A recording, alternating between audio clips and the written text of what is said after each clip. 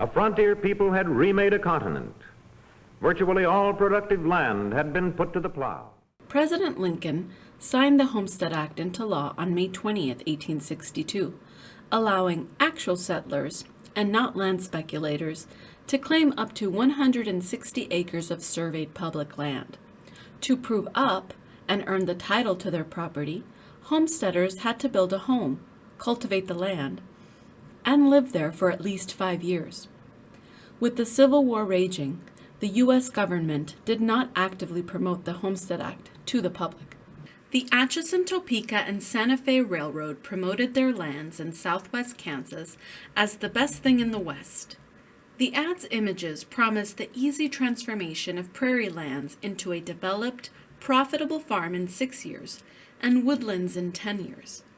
They talked up the area's temperate climate, excellent health, and pure and abundant water, with good soil for wheat, corn, and fruit, and called it the best livestock country in the world.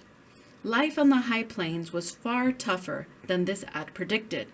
Homesteaders in southwest Kansas faced harsh winds, a scarcity of trees, and frequent droughts. In this primary source, the Great Northern Railroad advertises 750,000 acres of native lands, newly open to settlers on reservations in the Northwest. By 1887, the Dawes Allotment Act forced Native people to claim private property, transforming their communal reservations. The government then seized any unclaimed or so-called surplus lands and sold or offered them to homesteaders. Railroad companies who laid tracks across American Indian reservations also claimed and sold native lands. Here they advertise some of the best land in the Northwest, including very valuable fruit and timberland. Railroad companies sold the land from $1.25 to $7 per acre, meaning these companies made millions of dollars from these sales. The B&M Railroad printed ads in the Czech language, advertising their million acres of farmland in Iowa and Nebraska. Immigrants who declared their intention to become U.S. citizens could legally claim a homestead. The railroad promised to sell the best lands in the West for small farmers and cattlemen for the lowest prices, with the longest deadlines, under the most liberal conditions. These ads helped establish enduring Czech communities in Nebraska, like Wilbur and Schuyler.